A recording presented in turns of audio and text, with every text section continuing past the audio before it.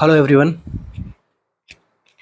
स्वागत है आप सभी का एक बार आपके अपने YouTube channel RNCC nursing online coaching and online test series. MCQ है अपना।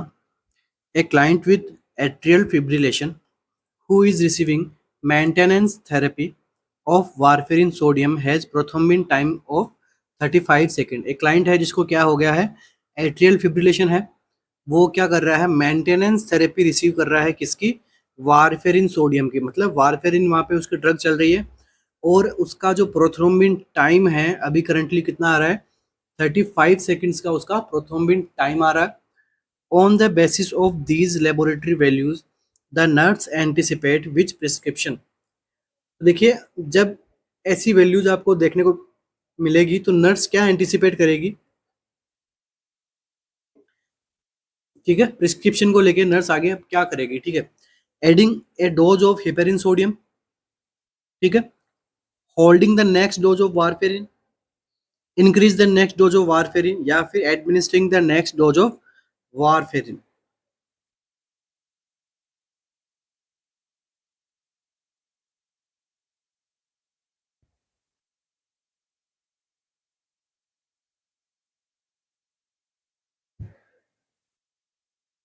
क्या रहेगा अपना यहाँ पे करेक्ट आंसर। अच्छा एमसीक्यू है, पूछा भी गया हुआ है, ठीक है। एम्स के बीवाईक्यू हम सोल्व कर रहे हैं तो ये एम्स के लिए भी इंपॉर्टेंट है, साथ ही साथ में आपके अपकमिंग एग्जाम केजीएमयू उसके लिए भी इंपॉर्टेंट है ये टॉपिक, ठीक है। तो देखिए यहाँ पे आपको देखो जो रेंज देखने को मिली है ना, वो प्रोथ्रोम्बिन की 1.5 से लेके इसको अगर अगर अपन 2 से मल्टीप्लाई करते हैं तो उससे भी ज़्यादा की रेंज आती है 35 सेकेंड।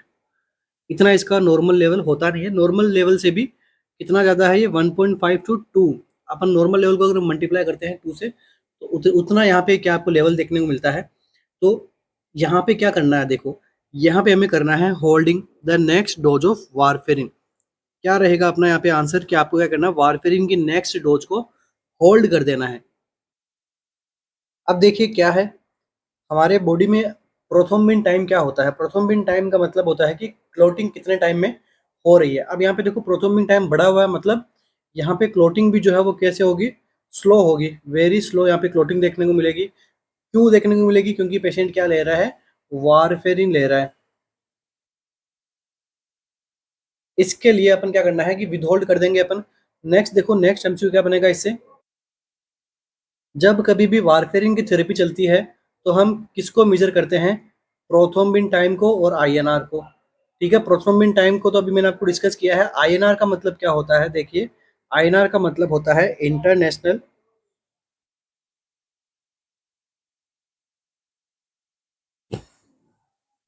इंटरनेशनल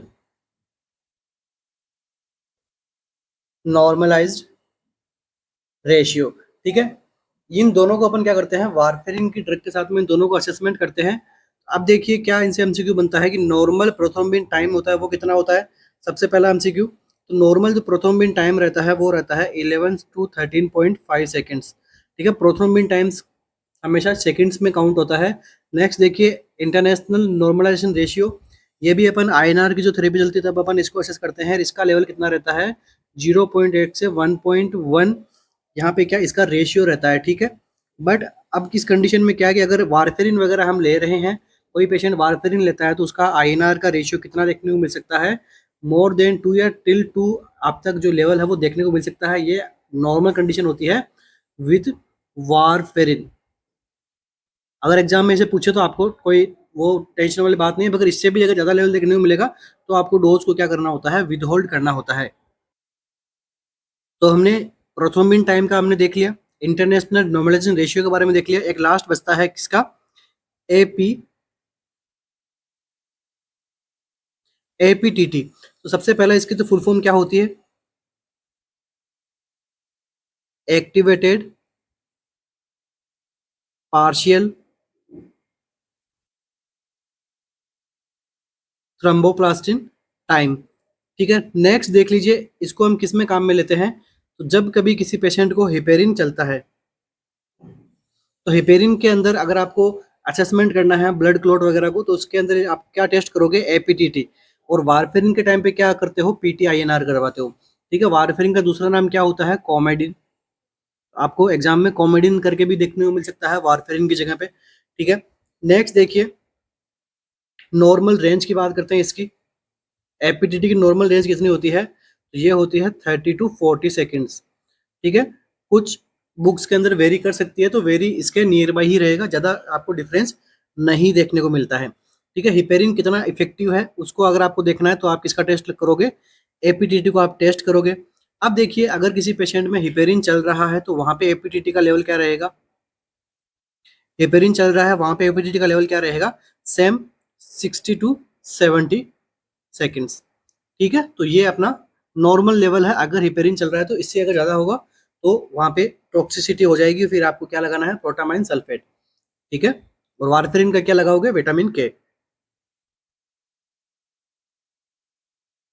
और नेक्स्ट एमसीक्यू क्या बनता है, देखो, एपीटीटी का जो रहता है कोगुलेशन पाथवे वो कौन सा रहता है, इंट्रिंसिक,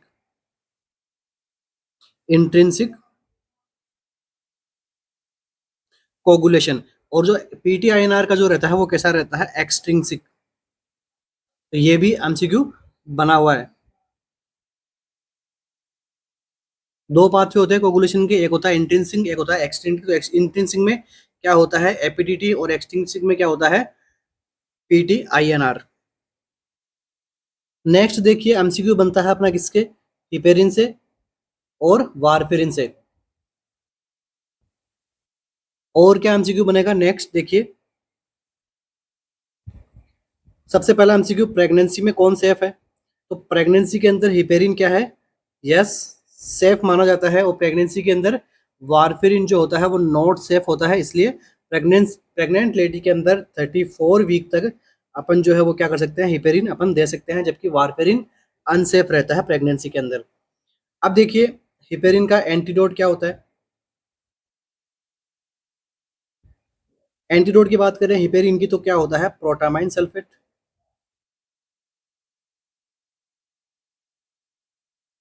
एंड वारफेरिन का एंटीडोट क्या होता है, विटामिन के, या फिर फ्रेश फ्रोजन प्लाज्मा, ठीक है। दोनों में से कुछ भी आपको ऑप्शन में देखने को मिले तो आपका करेक्ट आंसर रहेगा, ठीक है। दोनों में से आप किसी एक को चूज करना है, ठीक है। और वारफेरिन चल रहा तो आप मॉनिटर किसको करोगे, आईएनआर और पीटी को। और हिपेरिन चल रहा तो आप मॉनिटर किसको करोगे, एपीटीटी को। कितना होता है, क्या होता है, ये मैंने आपको पढ़ा दिया है। तो फर्स्ट एमसीक्यू का अपना आंसर क्या रहेगा, यहाँ पे आपको प्रोथोमी टाइम का लेवल काफी ज्यादा देखने को मिल रहा है वारफेरिन थेरेपी के साथ में भी, क्योंकि नॉर्मल लेवल तो इतना सा होता है, बट यहाँ पे तो 35 सेकेंड है, मतलब यहाँ पे डबल से भी ज्यादा आपको लेवल देखने को मिल रहा है। तो इस टाइम पे क्या करोगे, होल्ड करोगे नेक्स्ट डोज ऑफ वारफेरिन को, उसके बाद में इन्फॉर्म करोगे हेल्थ केयर प्रोवाइडर को। नेक्स्ट एमसीक्यू अपना, the nurse is assigned to care for a client who is in Buck's traction, ठीक है। नर्स क्या करिए, असाइंड है केयर करने के लिए क्लाइंट की, क्लाइंट को क्या लगा हुआ है, बग्स ट्रैक्शन लगा हुआ है। The nurse prepare a plan of care for the client and include which nursing action in plan, ठीक है। तो अभी नर्स जो है वो इसके लिए केयर प्लान बना रही है, तो अभी कौन सा नर्सिंग एक्शन है वो क्लाइंट के लिए इंक्लूड करेगी अपने प्लान में। ऑप्शन क्या है, make sure that the knots are at the pulleys, आपको ध्यान में रखना है कि जो नोट है वो पुली के पास में रहे, ठीक है, या पुली पर रहे। Next, inspect the skin under the boot at least every 8 hour, every 8 hour से आपका करनी है, स्किन को इंस्पेक्ट करना है, देखना है, असेस करना है।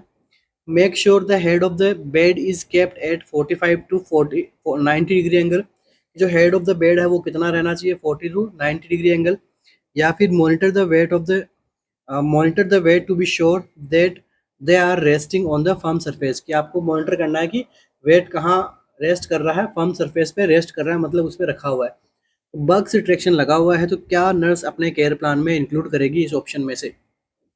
अच्छा एमसीक्यू है, बार बार पूछा जाता है, देखो ट्रैक्शन से भी एमसीक्यू आते हैं अपने, ओके।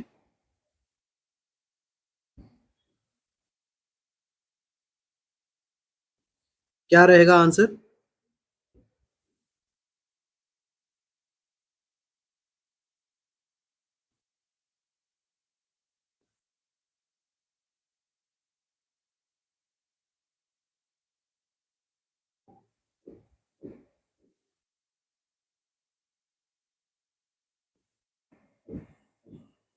तो देखिए क्या रहेगा अपने यहाँ पे एमसीक्यू आंसर इसका। सबसे पहले यह ध्यान में होना चाहिए आपको कि बग्स डिटेक्शन जो है वो किसके लिए अपन काम में लेते हैं। तो जो बग्स डिटेक्शन होता है वो काम में आता है फीमर फ्रैक्चर, उसके बाद में एसिटाबुलर फ्रैक्चर,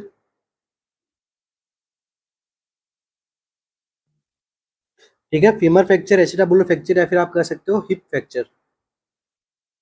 इन सब में जो काम में आने वाला ट्रैक्शन का नाम क्या है, बग्स ट्रैक्शन। यहाँ पे जो क्या है, बिलो नी आप क्या करते हो, ट्रैक्शन लगा देते हो और बाद में पुली से उसको वेट को जो है वो ऊपर उठा के रखते हो।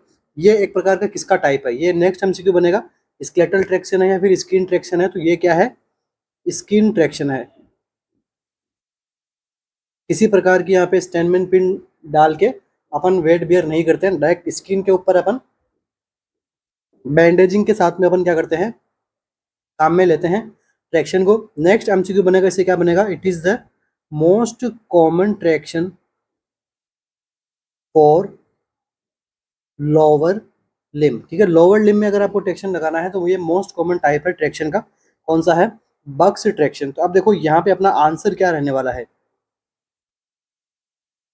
तो देखिए जब कभी भी बक्स ट्रैक्शन लगाते हैं या फिर ट्रैक्शन लगाते हैं ना, तो अपना आंसर यहाँ पे क्या रहेगा, inspect the skin under the boot at every 8 hour. हमें क्या करना है, स्किन को यहाँ पे इंस्पेक्ट करना होता है एवरी आवरली या फिर एवरी शिफ्ट।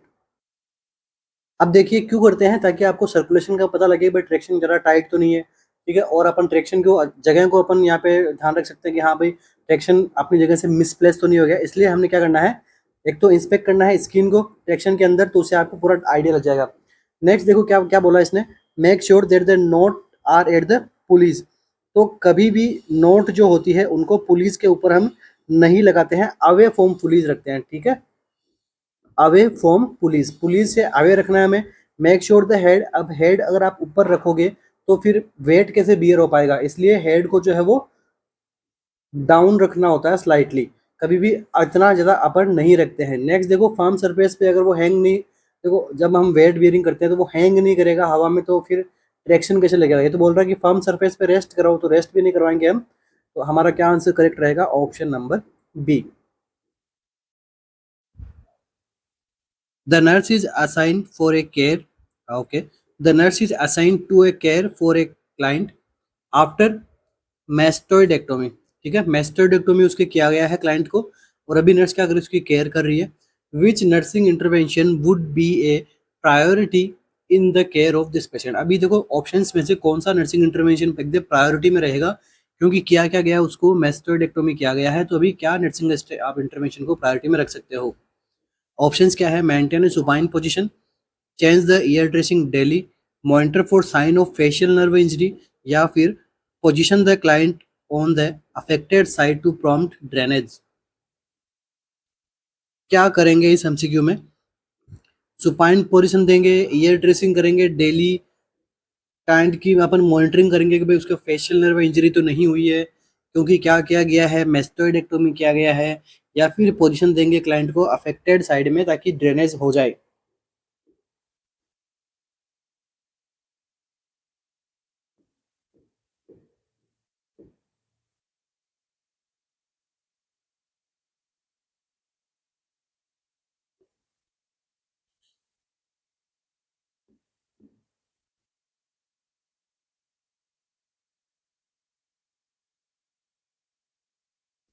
तो देखिए अपना इसमें आंसर क्या रहेगा, आंसर हमारा रहने वाला है ऑप्शन नंबर सी। ठीक है, अपन जब कभी भी मेस्टोइडेक्टोमी की सर्जरी करते हैं, मेस्टोइडेक्टोमी करते हैं, मेस्टोइड की हम सर्जरी करते हैं, तो वहाँ पे ज़्यादा चांस होता है कि फेशियल नर्व की वहाँ पे इंजरी हो जाए। फेशियल नर्व कौन सी होती है, 7th नंबर क्रेनियल नर्व। अब अगर इसकी इंजरी हो जाएगी तो अपोजिट साइड में इंजरी होती है, वहाँ की जो फेशियल एक्सप्रेशन वगैरह है वो वहाँ से चले जाएंगे। ठीक है, तो हमें उसके बारे में असेस करना है कि वो साइन तो नहीं आ रहे उसके। नेक्स्ट देखो मेंटेनेंस सुपाइन पोजीशन, तो सुपाइन पोजीशन नहीं रख के हम इसको किसको प्रायोरिटी देंगे, सेमी फॉलर। नेक्स्ट देखो change the ear dressing daily, हम यहाँ पे मेस्टेक्टोमी की सर्जरी में डेली ईयर अपन नहीं करेंगे, एसओएस करेंगे। एसओएस का मतलब क्या है कि अगर वो गंदी है तो कर देंगे, नहीं गंदी है तो अपन उसको 4 to 5 डेज तक अपन वो ड्रेसिंग को रखने देते हैं। आफ्टर 4 to 5 डेज अपन क्या करते हैं, चेंज करते हैं। ठीक है, अगर वो ड्रेनेज वगैरह आ रहा है तब तो आपको करनी है, बट अगर ऐसा कुछ नहीं है तो आप 4 to 5 डेज तक मेस्टेक्टोमी वाले केस के अंदर आराम से आप जो है ड्रेसिंग को होल्ड कर रख सकते हैं।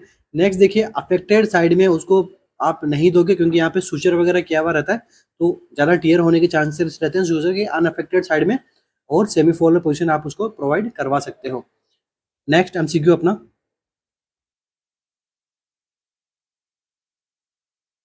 The nurse is performing an otoscopic examination on a client with mastoiditis. ठीक है, नर्स क्या कर रही है, मेस्टोडाइटिस का उसके पास में पेशेंट आया, नर्स क्या कर रही है, उसमें ऑटोस्कोपिक एग्जामिनेशन कर रही है। On examination of the tympanic membrane which finding would the nurse expect to observe. अब जब वो टिम्पेनिक मेम्ब्रेन को एग्जामाइन कर रही है तो कौन सी फाइंडिंग जो है वो ऑब्जर्व करेगी पेशेंट में कि हाँ अगर मेस्टोडाइटिस है तो इस प्रकार का एक्सपेक्टेड टेम्पेनिक मेम्ब्रेन आपको देखने को मिलेगी। ऑप्शंस में क्या है, pink colour tympanic membrane, a pearly colour tympanic membrane, transparent and clear tympanic membrane, या फिर a red dull thick and immobile tympanic membrane. क्या रहेगा आंसर यहाँ पे?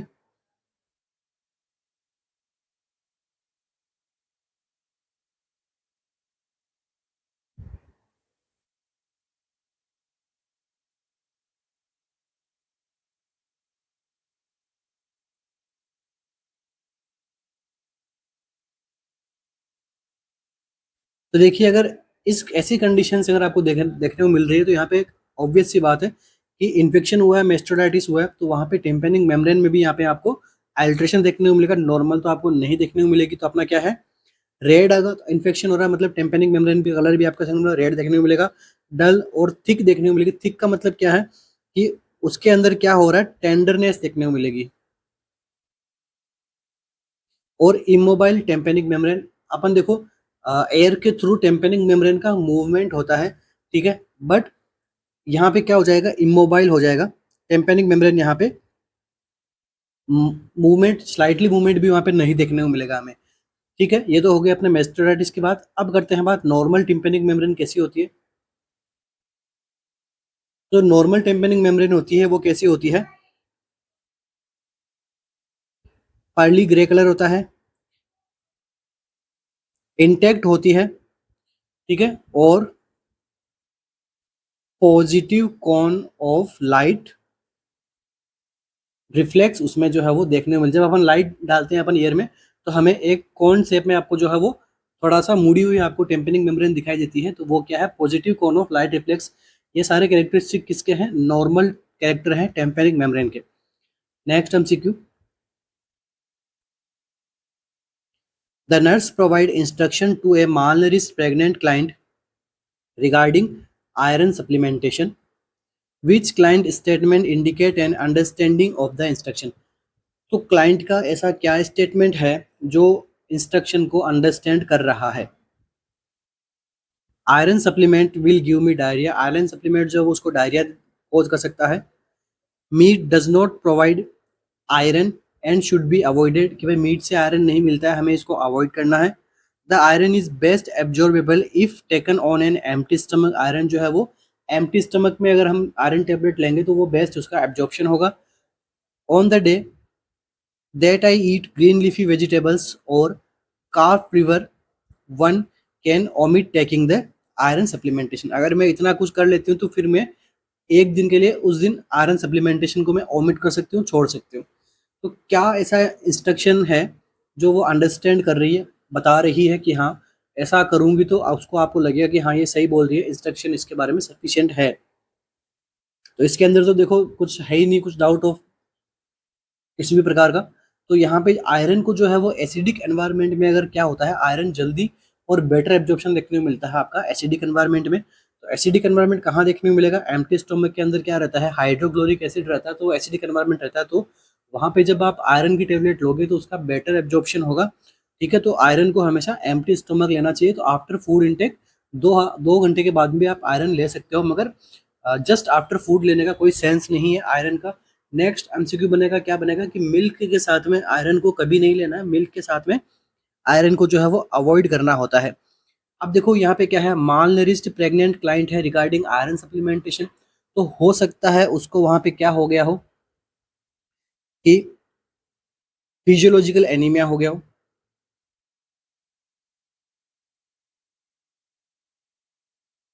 इसके लिए अपन उसको क्या दे रहे हैं, आयरन सप्लीमेंटेशन। अब नॉर्मली फिजियोलॉजिकल एनीमिया क्या होता है कि फिजियोलॉजिकली अपनी बॉडी में किसका लेवल बढ़ जाता है, प्लाज्मा का, इन कंपेरेटिवली टू हीमोग्लोबिन, ठीक है। तो फिजियोलॉजिकली मतलब अपनी बॉडी से ही एनीमिया हो रहा है, मतलब फ्लूइड लेवल बढ़ रहा है जिसकी वजह से एनीमिया देखने को मिलता है, उसे हम क्या बोलते हैं, फिजियोलॉजिकल एनीमिया। तो यहाँ पे क्या होता है देखो, एक तो डिक्रीज हो जाएगा क्या, हीमोग्लोबिन का लेवल डिक्रीज हो जाएगा, और इसके साथ में क्या देखने को मिलेगा, हीमेटोक्रिट का लेवल भी आपको अल्टर देखने को मिलता है इस कंडीशन के अंदर। और यहाँ पे आप बता सकते हो कि टमाटो जूस आपको लेना है, क्योंकि टमाटो जूस क्या है, सिट्रिक नेचर का होता है, ठीक है। तो टमाटो जूस भी बेटर यहाँ पे एब्जॉर्प्शन करने में काम आता है। और नेक्स्ट आप देख सकते हो कि एमसीक्यू बनता है, आयरन अगर कोई पेशेंट कंज्यूम कर रहा है तो उसको क्या होने के चांसेस रहते हैं, कॉन्स्टिपेशन। तो आयरन से डायरिया नहीं होता है, क्या होता है, कॉन्स्टिपेशन ज़्यादा देखने को मिलता है। तो डायरिया वाला ऑप्शन अपना क्या है, गलत हो जाएगा। नेक्स्ट यहाँ पे अगर उसने फूड इंटेक कर लिया, आयरन नहीं लेगा, तो ये भी गलत है। आयरन लेना ही है आपको, फूड ले रहे हो तो आप तो ये बहुत अच्छी बात है, मगर आयरन को जो कंटिन्यूसली लेना होता है, और मीट के अंदर भी आपको काफ़ी अमाउंट के अंदर आयरन देखने को मिलता है, तो उसको अवॉइड करने का यहाँ पे कोई सेंस बनता नहीं है। नेक्स्ट एमसीक्यू अपना,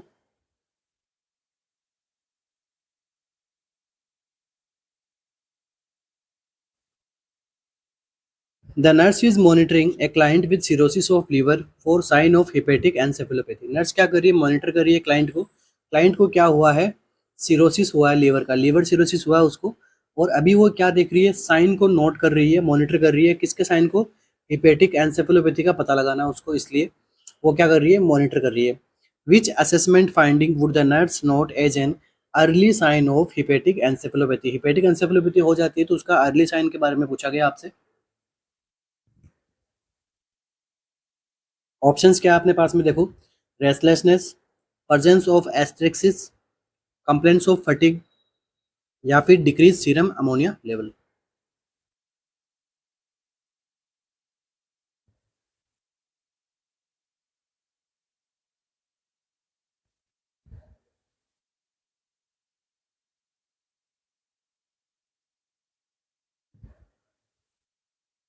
देखिए हिपेटिक एनसेफेलोपैथी मतलब लीवर की वजह से ब्रेन अफेक्ट हो रहा है, ब्रेन के अंदर एनसेफेलोपैथी हो रही है, तो उसे हम क्या कहते हैं, हिपेटिक एनसेफेलोपैथी। अब देखो एनसेफेलोपैथी किस प्रकार से हो रही है, ब्रेन में, हमारे पास हम ब्रेन में तो क्या होता है, ब्लड ब्रेन बैरियर होता है, तब तो वो ऐसे तो एनसेफेलोपैथी करने नहीं देगा, बट क्या होता है, जब कभी हिपेटिक प्रॉब्लम होती है तो अपनी बॉडी में अमोनिया का लेवल जो है वो क्या होता है, इंक्रीज हो जाता है, और इस अमोनिया के लेवल के बढ़ने की वजह से क्या होता है, हिपेटिक एनसेफेलोपैथी होती है। और जब कभी भी हिपेटिक एनसेफेलोपैथी है तो आपको क्या देखने को मिलता है, फ्लैपिंग हैंड ट्रेमर्स, ठीक है। फ्लैपिंग हैंड ट्रेमर जो होता है वो क्या होता है, क्लासिकल साइन होता है किसका, हिपेटिक एनसेफेलोपैथी का। तो अब देखिए फ्लैपिंग हैंड ट्रेमर्स के लिए एक अलग से टर्म बनाई गई है जिसको हम क्या बोलते हैं, एस्टेरिक्सिस। अपना ऑप्शन नंबर बी यहाँ पे क्या रहेगा, करेक्ट रहेगा। ये यहाँ पे क्या है, मोस्ट अर्ली साइन आएगा अगर हिपेटिक एनसेफेलोपैथी होना शुरू हो जाएगी क्लाइंट के अंदर, ओके। बाकी सीरम अमोनिया का लेवल ज़्यादा देखने को मिलेगा, कंप्लेंट्स ऑफ फटीग, रेस्टलेसनेस, ये तो यहाँ पे कॉमन है। मगर देखो आपको किसके बारे में पूछा गया है, early sign of hepatic encephalopathy. Restlessness, complaint of fatigue वगैरह तो सिरोसिस में भी आ जाएगा, है ना। तो अलग से क्या बता रहा है आपको, तो यहाँ पे रेस्टलेसनेस का और करेक्ट नहीं होगा, क्या होगा, प्रेजेंस ऑफ एस्टेक्सिस का मतलब क्या होता है, flapping hand tremors. Next MCQ,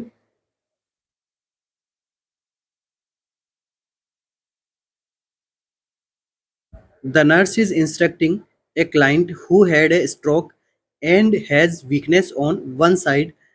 एक नर्स क्या कर रही है, इंस्ट्रक्ट कर रही है क्लाइंट को जिसको क्या है, स्ट्रोक की कंडीशन है, और उसके वीकनेस भी देखने को मिल रहा है, कहाँ पे, वन साइड में उसकी बॉडी में वीकनेस देखने को मिल रहा है। How to ambulate with the use of canes. अब उसको क्या कर रही है, वो इंस्ट्रक्शन कर रही है किसके लिए, कि एम्बुलेट कैसे करना है, मूवमेंट कैसे करना है, वॉक कैसे करना है, कैन के सहारे, ठीक है। आपने पढ़ा होगा, जब देखो आप अपने दादा दादी घर में कैन के सहारे चलते रहते हैं, तो वही यहाँ पे एम्बुलेशन के बारे में बता रही है स्ट्रोक वाले पेशेंट में, ठीक है।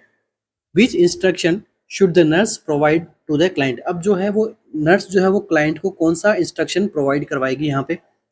Hold the cane on the affected side, कि भाई आपको जो कैन को अफेक्टेड साइड में होल्ड करना है ताकि बैलेंस बने। Hold the cane on the unaffected side, unaffected side के अंदर कैन को होल्ड करना है। Move the can forward first along with the unaffected leg, कि भाई आपको सबसे पहले क्या करना है, सपोज उसका राइट बॉडी में क्या हो गया है, स्ट्रोक की वजह से वीकनेस आ गई है, तो अभी क्या बताया गया, move the can forward first along with unaffected leg, कि भाई आपको जो है वो कैन को आगे बढ़ाना सबसे पहले, उसके बाद में जो अनअफेक्टेड लेग है उसको आगे बढ़ाना, अफेक्टेड लेग को पीछे रखना है। ठीक है, अफेक्टेड साइड कौन सा है, राइट साइड है। ठीक है, तो कैन को आगे बढ़ाओगे, फिर अनअफेक्टेड लेग को आगे बढ़ाओगे, फिर अफेक्टेड को आगे बढ़ाओगे, इस प्रकार से बताना है उसको। या फिर move the cane and unaffected leg down first when going to down stair. ठीक है, जब आप सीढ़ियों से उतर रहे होते हो तब आपका करना है, सबसे पहले मूव करना है कैन को, उसके बाद में अनअफेक्टेड लेग को पहले नीचे रखना है, उसके बाद में अफेक्टेड को। ठीक है, तो किस प्रकार से आप इसको एजुकेट करोगे।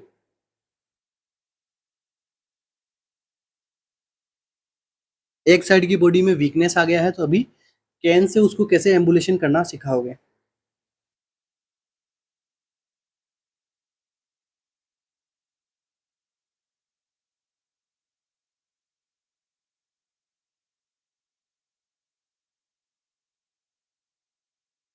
तो देखिए यहाँ पे अपना जो आंसर करेक्ट रहेगा वो रहेगा option number B, hold the cane on the unaffected side. Unaffected side के अंदर हमें होल्ड करके रखना है, क्योंकि अनअफेक्टेड साइड कैसी है, उसकी स्ट्रॉन्ग है, इसलिए वो अच्छे से कैन को होल्ड कर पाएगा। वीक साइड से कैन अच्छी तरीके से होल्ड नहीं कर पाएगा, तो कैन अगर हाथों से गिर गया तो वो उसे चल कैसे पाएगा। ठीक है, तो अपना आंसर क्या रहेगा, करेक्ट रहेगा। अब देखो क्या बताया गया है कि हमेशा कैन को आपको जो वीक लेग है उसके साथ में असिस्ट करना है। नेक्स्ट जो यहाँ पे क्या बताया, move the cane and unaffected leg down, कभी भी अनअफेक्टेड लेग को डाउन नहीं करोगे पहले। ठीक है, अफेक्टेड लेग को डाउन करोगे कैन के साथ में, क्योंकि कैन और अफेक्टेड लेग दोनों में क्या है, बैलेंस बना रहेगा। पीछे आपका अनअफेक्टेड लेग रहेगा तो पीछे की बॉडी का बैलेंस वो बना देगा। ठीक है, तो वीक जो लेग है उसको जो है वो कैन के साथ में नीचे रखोगे, साथ में सीढ़ी के, मतलब जब सीढ़ियाँ उतरोगे तो वीक लेग के साथ में कैन नीचे आएगा। इस प्रकार से आपको जो है वो उसको एजुकेशन करना है। नेक्स्ट एमसीक्यू,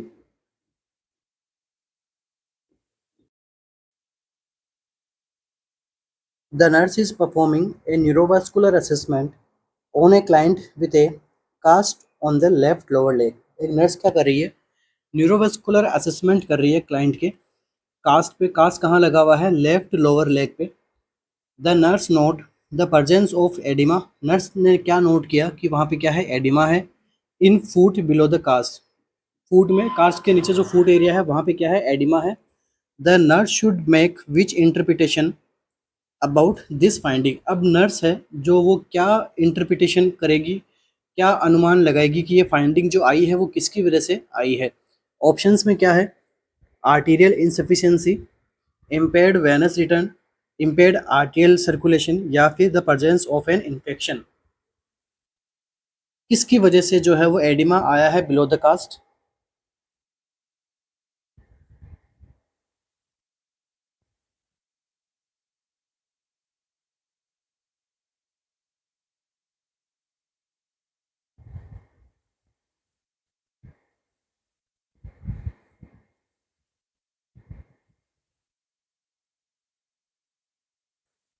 क्या रहेगा अपना आंसर।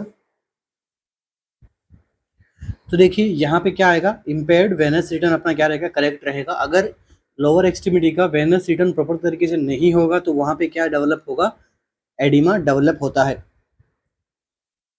अब देखिए अगर आर्टीरियल इंसफिशियंसी होती तो क्या क्या साइन सिम्टम आते, अलग साइन सिम्टम आते। क्या साइन सिम्टम देखने को मिलता है आपको, कूलनेस, पैलर, इस प्रकार के साइन सिम्टम आपको देखने को मिलते हैं अगर आर्टीरियल इंसफिशियंसी होती। और साथ साथ में जो फूड की जो पल्स है वो भी कैसे देखने को मिलती, लो पल्स देखने को मिलती है यहाँ पे। इसके बाद में देखियो साइन ऑफ इन्फेक्शन। ठीक है, presence of sine of infection, अगर इन्फेक्शन होता तो आपको क्या देखने को मिलता है वहाँ पे, पुरुलेंट ड्रीनेस,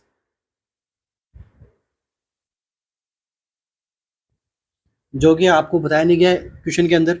इम्पेयर्ड आर्टीरियल सर्कुलेशन, ये यहाँ पे नहीं होता है क्योंकि आर्टेरियल इंसफिशियंसी वगैरह इम्पेयर्ड आर्टेरियल सर्कुलेशन दोनों एक ही है।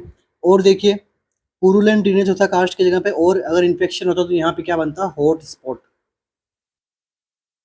मतलब क्या फील होता है, कास्ट अपना वार्म फील होने लग जाता है। यहाँ पे अगर इन्फेक्शन होता तो हमें कैसा, कास्ट का जो एरिया है वो कैसा फील होता, वार्म फील होता।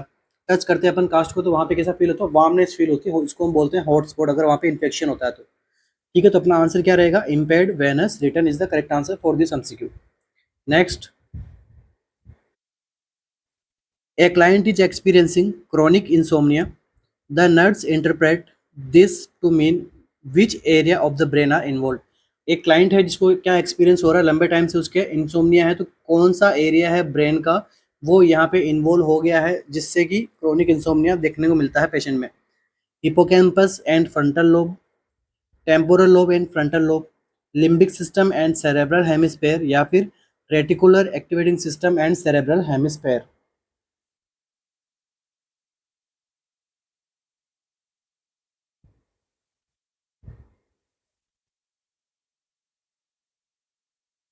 क्या रहेगा answer?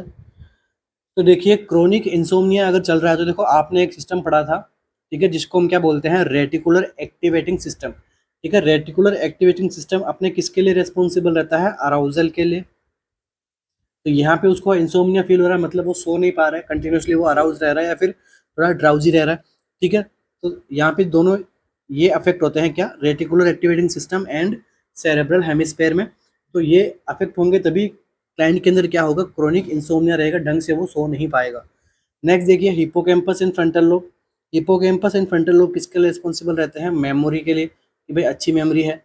Next temporal lobe frontal lobe भी थोड़ा मेमोरी, रीजनिंग, सॉल्विंग वगैरह एंड अपनी वोकैबुलरी वगैरह इन सब पे ध्यान देते हैं। नेक्स्ट देखो लिम्बिक सिस्टम। लिम्बिक सिस्टम किस पे एक्ट करता है, इमोशन पे। इमोशन कह सकते हो या आप कह सकते हो फीलिंग। ठीक है, तो इन सब पे क्या आता है, लिम्बिक सिस्टम अफेक्ट करता है। तो क्रोनिक इंसोम्निया में कौन सा ब्रेन का लोब डेवलप होता है, एरिया इन्वॉल्व होता है, तो reticular activating system and cerebral hemisphere. Next MCQ,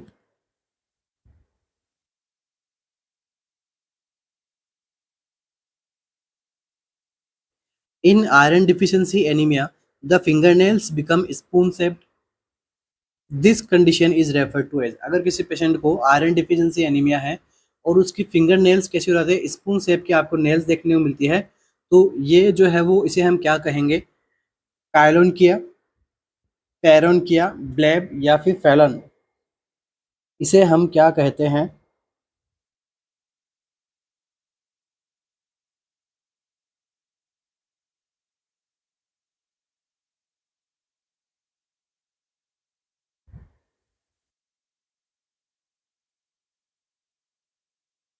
तो देखिए अपना यहाँ पे क्या करेक्ट रहेगा, ऑप्शन नंबर वन यहाँ पे करेक्ट रहेगा, इसे हम बोलेंगे कॉइलोन किया।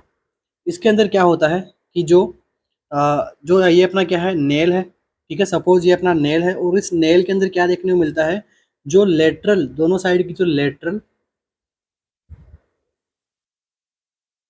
डिस्टल एजेस जो होते हैं वो तो यहाँ पे उभरे हुए दिखाई देंगे, अपने को इलेवेटेड रहेंगे, और वो सेंट्रली से क्या हो जाएगा, डिप्रेस्ड हो जाएगा। मतलब दबा हुआ फील होगा, तो शेप कैसे हो जाएगी, स्पून शेप हो जाएगी। इसे हम क्या बोलते हैं, कोइलोनिकिया। ठीक है, आयरन डिफिशियंसी एनीमिया के अंदर एक साइन होता है जिसके यहाँ पे एग्जाम में पूछा गया था आपसे एमसीक्यू, तो आप ध्यान में रखो। नेक्स्ट ऑप्शन में क्या दिया गया है, पायरोनकिया। तो पैरोनकिया का मतलब क्या होता है, सुपरफिशियल इन्फेक्शन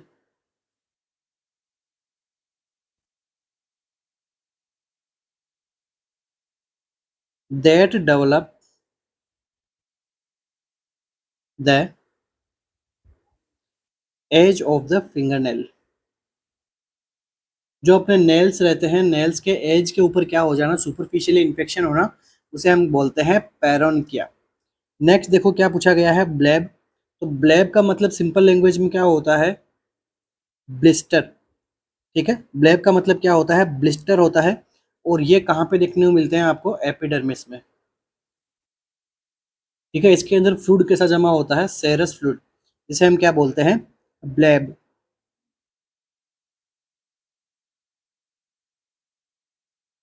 इसी के सिमिलर एक और कंडीशन देखने को मिलती है जिसे हम क्या बोलते हैं, पल्मोनरी प्लेब। तो पल्मोनरी प्लेब भी एक, यहाँ पे अपने क्या है, लंग्स के अंदर क्या हो जाना, एक सिस्ट जैसा फ्लूइड फिलिंग सिस्ट हमें बन जाती है। लिख देता हूँ मैं यहाँ पे, fluid fill fluid filling cyst. तो ये क्या रहती है, अपने लंग्स में रहती है, तो ये हमने क्या हो गया, पल्मोनरी प्लेब। ठीक है, अब देखो नेक्स्ट नेक्स्ट क्या बचा है, फैलन। फैलन क्या होता है, तो फैलन क्या होता है, पेनफुल अपसेस।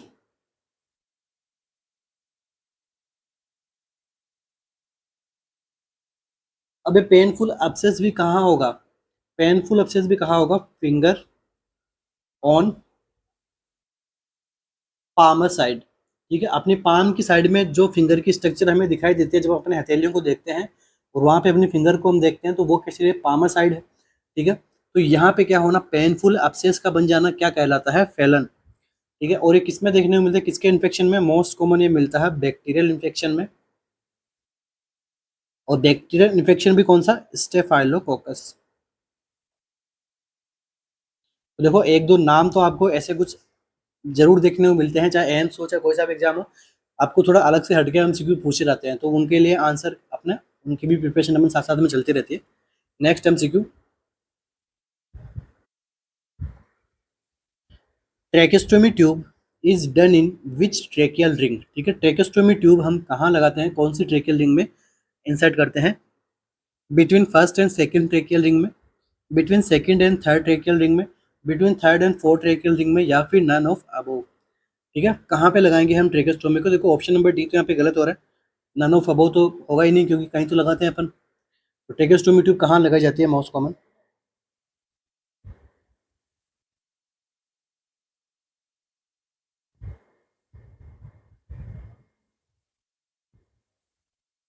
मोस्ट कॉमन अगर हमें ट्रेकेस्टोमी करनी है तो वो कहाँ करेंगे अपन, between second and third tracheal ring में अपन मोस्ट कॉमन यहाँ पे अपन ट्रेकेस्टोमी ट्यूब को लगाया जाता है। ठीक है, ये यहाँ पे अपने सेफेस्ट साइड रहती है। ठीक है, सेफ रहता है second and third tracheal ring में करना, क्योंकि कई बार देखा जाता है कि अगर अपन थर्ड एंड फोर्थ को अप्रोच करते हैं तो वहाँ पे ट्रेकियल रैप्चर होने के चांसेस ज़्यादा रहते हैं, और आफ्टर ट्रेकेस्टोमी क्या देखने को मिलती है, पेशेंट के अंदर ब्लीडिंग देखने को मिलती है, जो अगेन एक इमरजेंसी कंडीशन बन जाती है वापस।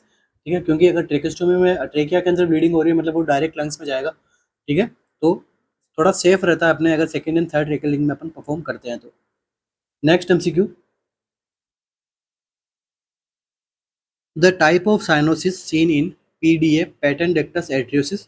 तो पीडीए के अंदर किस प्रकार का साइनोसिस देखने को मिलता है, differential cyanosis, central cyanosis, peripheral cyanosis, या फिर ऑल ऑफ द अबव।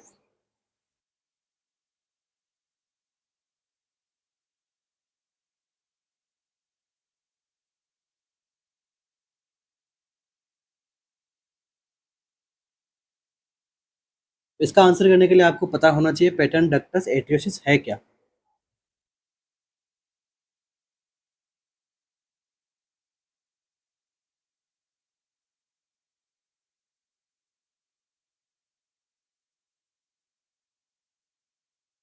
तो पेटेंट होना मतलब डक्टस एट्रियोसिस का पेटेंट रह जाना, मतलब ओपन रह जाना। तो क्या होता है, फेलियर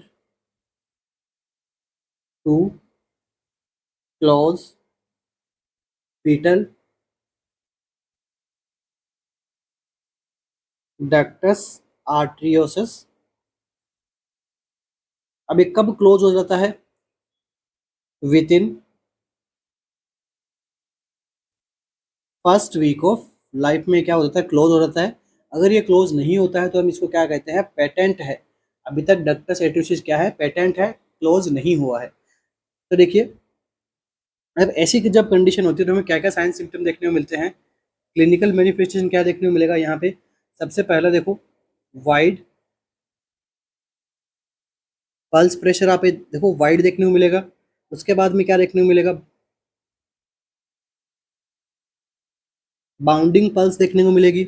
और क्या देखने को मिलेगा, डिक्रीज कार्डियक आउटपुट। अब देखो कार्डियक आउटपुट डिक्रीज देखने को मिल रहा है आपको, तो इसकी वजह से क्या होगा, साइनोसिस देखने को मिलेगा आपको लंबे टाइम तक। आगे जाके क्या होगा, साइनोसिस होगा। बट ये साइनोसिस किस प्रकार का होगा, इसी से आपको एमसीक्यू पूछा गया है। साइनोसिस होगा ये अपना डिफरेंशियल साइनोसिस। ठीक है, क्या रहेगा अपना आंसर, डिफरेंशियल साइनोसिस। तो डिफरेंशियल साइनोसिस क्या होता है,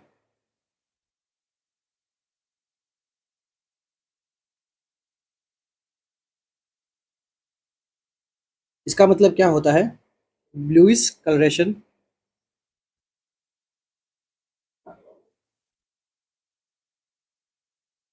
ऑफ द लोअर एक्सट्रीमिटीज। केवल और केवल लोअर एक्सट्रीमिटीज के अंदर क्या देखने को मिलेगा आपको, ब्लूइश डिस्कलरेशन देखने को मिलता है। किस कंडीशन में, पैटर्न डक्टस एट्रियोसिस में। इसलिए इसको क्या नाम दिया गया, डिफरेंशियल साइनोसिस। ठीक है, सेंट्रल साइनोसिस में क्या होता है, सेंट्रल बॉडी में साइनोसिस होता है। पेरिफेरल साइनोसिस में चारों अपने एक्सट्रीमिटीज के अंदर साइनोसिस होता है। बट पैटर्न डक्टस एट्रियोसिस के अंदर क्या होता है, डक्टस एट्रियोसिस की क्लोजिंग नहीं होती है, जिसकी वजह से साइनोसिस जो देखने को मिलेगा वो मिलता है अपने को डिफरेंशियल साइनोसिस। डिफरेंशियल साइनोसिस क्या होता है, केवल और केवल ब्लूइश डिस्कलरेशन कहाँ देखने को मिलेगा आपको, लोअर एक्सट्रीमिटी के अंदर। आई थिंक समझ में आ गया होगा आपको कि डिफरेंशियल साइनोसिस क्या होता है। Next MCQ, what is the antidote of narcotics. Narcotics का एंटीडोट क्या होता है, नेलोक्सोन, फ्लूमाजेनिल, डिगिबाइन या फिर एट्रोपिन सल्फेट। नारकोटिक्स का एंटीडोट पूछा है आपने को।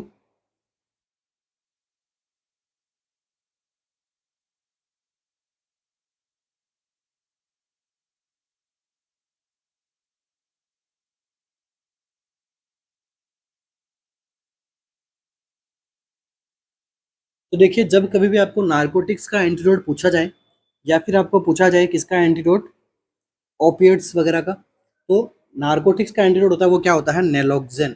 ठीक है, नेलोक्सेन को हम क्या कहते हैं, नारकोटिक्स का एंटीडोट कहते हैं। तो एक प्रकार क्या है, ओपिएट है, एक होता है ओपिएट और एक होता है ओपोइड्स।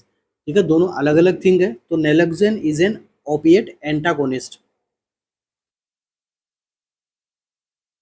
ओपिएट्स के फंक्शंस को क्या कर देता है, एंटागोनाइज कर देता है, रिवर्स कर देता है। इसलिए क्या होता है इनका एंटीडोट, नेलोक्सेन। और ये एक बहुत ही क्विक तरीके से एक्टिंग करता है, क्विक एक्टिंग ड्रग रहती है। ठीक है, सेंट्रल नर्वस सिस्टम के अंदर जाके ये इमीडिएटली ब्रेन के अंदर जाके इसके साइन एंड सिम्टम्स को डिक्रीज कर देती है। नेक्स्ट देखिए किसका बताया गया है, फ्लूमाजेनिल। तो जो फ्लूमाजेनिल है वो किसको ट्रीट करने में काम आती है, ट्रीट बेंजो डायजेपिन टॉक्सिसिटी।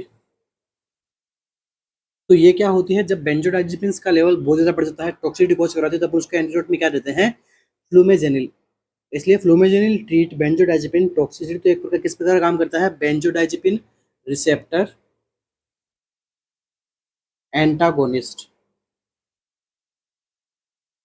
नेक्स्ट देखिए डिगिबाइन। तो ये किसके लिए काम करता है, ये तो हमने पढ़ा ही था। ये करता है डिजॉक्सिन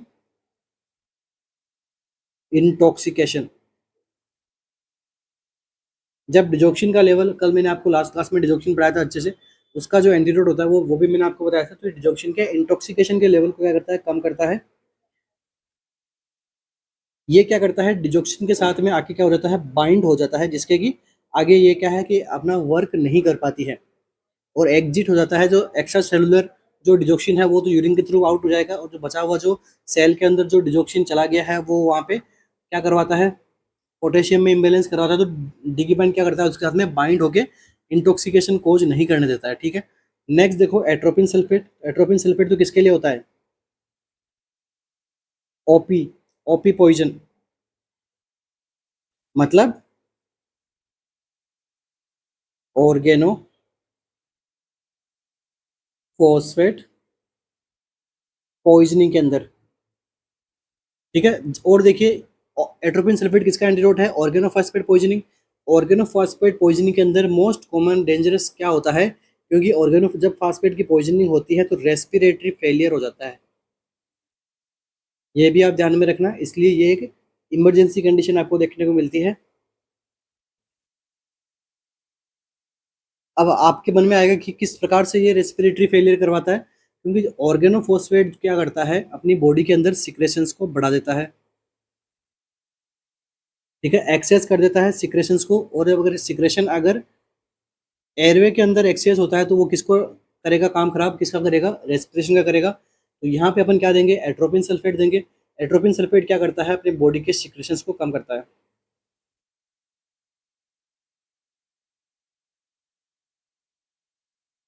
तो आई थिंक आपके चारों समझ में आ गए होंगे। Next MCQ, Ishihara chart is used for the assessment of, ठीक है, जो इशिहारा चार्ट होता है वो किसके असेसमेंट में काम आता है, night blindness, colour vision, both A and B, या फिर नन ऑफ अबव।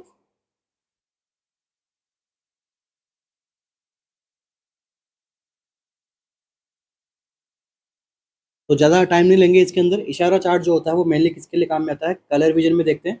इसके अंदर अपन कुछ इमेजेस दिखाई हुई रहती है, उसके अंदर ऐसे ऐसे करके कुछ अलग अलग कलर से हमें कुछ स्ट्रक्चर्स दिखाई देती है कि लाइक वो लेटर हो गए, नंबर्स हो गए। लाइक जैसे इसके अंदर पूरा क्या गोला रहता है, अलग अलग कलर रहते हैं, और आपको बीच में बता दिया कि बताइए ये यहाँ पे आपको बीच में क्या स्ट्रक्चर देखने को मिल रही है। तो ये अपने मैंने आपको क्या बनाया, यहाँ पे 3 बना के बताया। ठीक है, नेक्स्ट आपको दे देगा ऐसे 4 करके इमेजेस, डॉट डॉट डॉट करके आपको 4 बना देगा। तो अब इससे आपको पता लगता है कि कौन से कलर से ब्लाइंडनेस होती है, बस वही कलर यहाँ पे दिखाए जाते हैं मेनली। ठीक है, तो वो ये एक टेस्ट होता है, मेडिकल टेस्ट होता है, उसमें ये वाला टेस्ट परफॉर्म किया जाता है। तो जब आप सभी का सिलेक्शन हो जाएगा तो आप सभी का कलर ब्लाइंडनेस टेस्ट जरूर किया जाएगा। अगर किसी के है तो उसका आप कुछ इलाज करवाइए। तो ठीक है, के लिए मिलते हैं अपने नेक्स्ट सेशन में। Thank you.